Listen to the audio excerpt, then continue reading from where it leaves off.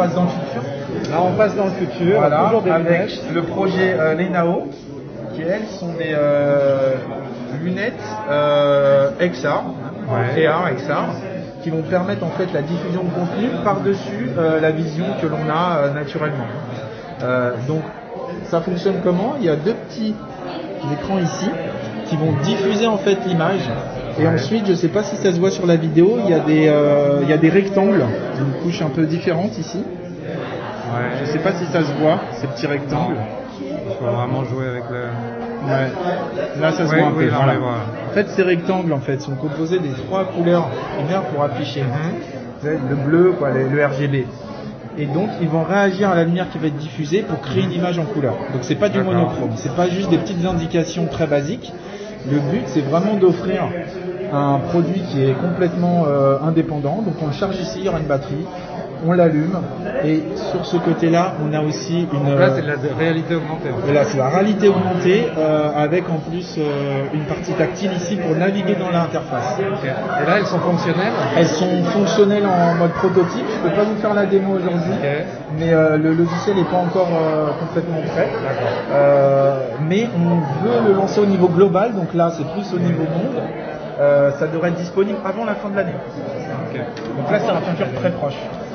Un futur, oui, effectivement. Voilà. Pardon, tu dois faire quelque chose là, je crois que c'est un...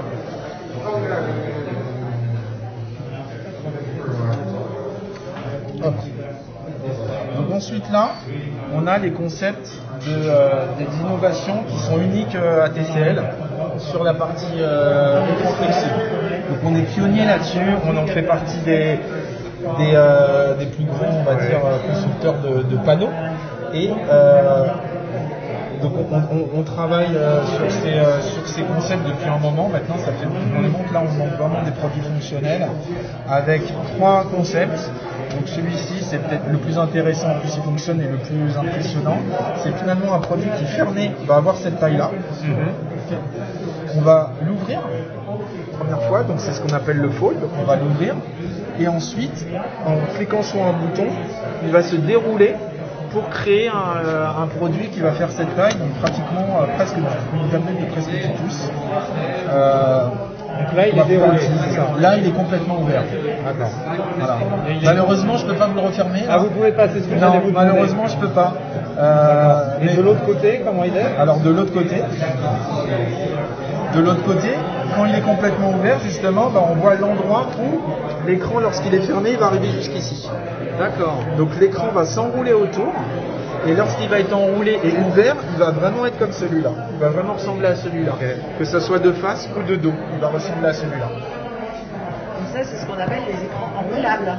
Exactement, c'est celui-là à l'écran pliable plus enroulable. Oui, il a les deux concepts afin d'avoir dans sa poche, dans son sac, un produit qui, oui, évidemment, va être un peu plus épais qu'un smartphone actuel, mais qui va quand même permettre d'offrir ensuite, lorsqu'on veut regarder un film ou travailler sur un document, quelque chose d'assez large. Et alors, juste celui-là, il est entièrement fonctionnel ou il est un peu fatigué? Non, il est alors, au niveau, le problème, en toute transparence, c'est qu'on a eu de la malchance au niveau, il y a eu des dégâts sur les prototypes. C'est pour ça que les autres sont éteints, mais c'est des produits fonctionnels qui malheureusement sont éteints. Voilà. Donc ça, ensuite, l'autre concept, c'est, je pense que vous connaissez le modèle qui est vendu commercialement par un de nos concurrents, le Fold. Donc c'est le même principe, seulement là l'innovation elle est sur le fait d'avoir qu'un seul écran en fait. C'est un seul écran, exactement, c'est ce qu'on appelle le surround, c'est un seul écran finalement qui fait tout le tour du produit. Ce qui a plusieurs avantages, on n'a qu'un seul écran à gérer. Il n'y a pas besoin d'un deuxième écran. Exactement, et ça permettra aussi de faire cette partie-là beaucoup plus fine parce qu'on n'a qu'un seul écran à gérer et qu'on va faire tourner autour d'une structure sans avoir à ajouter l'écran, les composants de l'écran et aussi à terme ça peut aussi réduire les coûts vu qu'on gère qu'un seul écran. Et l'autre dernier concept qui est très intéressant et qui a un vrai challenge au niveau mécanique et au niveau de l'écran, c'est ce qu'on appelle le 360. Donc c'est ce form factor là, donc c'est ce format là lorsqu'il est ouvert. je peux le fermer complètement. Quand je ne veux pas l'utiliser, je le range. Là, c'est classique. Mais, voilà. Mais la charnière et l'écran permet également de le faire ouvrir à 360. Donc on a on a le côté, en fait, on est un peu, on étend un peu ici. Vous voyez l'angle ici. On tire un peu sur l'écran et en même temps, lorsque je vais le fermer, on va avoir vraiment un rayon qui est très très réduit. Le rayon de courbure de l'écran est très très réduit, et ce qui permet de ne pas avoir de jour. Lorsqu'on le ferme, il est vraiment à plat. Donc ça, pareil, c'est des Donc produits. là encore, il y a un seul écran et Un seul écran sur le produit. Donc ça, ce sont des concepts, mais qui sont potentiellement, qui vont potentiellement arriver dans le commerce un jour, ou c'est simplement des smartphones qui resteront des concepts? Non, on veut les rendre accessibles à tous un jour. Commercialisés, c'est-à-dire Bien pour sûr. l'instant, ils sont fonctionnels, mais pas commercialisés. Et après, il faut quand même, il y a quand même des challenges sur la masse production de produits comme ça, sur le côté aussi qualité, parce que si on lance quelque chose, on veut que ça soit à un certain niveau de qualité. Aujourd'hui, ces produits-là, on vise les 250 000 cycles d'ouverture-fermeture. D'accord. Donc ce produit-là, par exemple, a passé ces tests-là.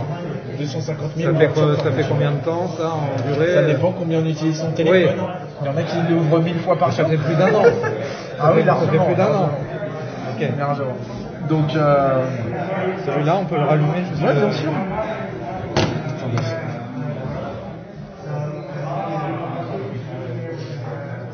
Je sais pas pourquoi il a été éteint.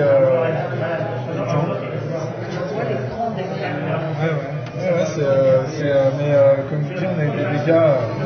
On a eu des dégâts ils ont été montrés au CES à Las Vegas. On les a reçus dans un piteux état, malheureusement. Là, je vous raconte un peu l'histoire, mais voilà. Ah, ils ne font pas montrer des produits que tout le monde veut voir, hein, tout le monde se met dessus. Non, mais la qualité est assez impressionnante. Hein. Sur les noirs, la finesse de l'écran, tous les angles de vue sont. Ah pardon, je ne veux pas. Non, juste pour voir le côté. Non, mais je Quand vois. il est ouvert, tu vois. Écoutez, on a hâte de les voir. Hein, Tout à fait, moi aussi. J'ai hâte de les avoir dans ma poche.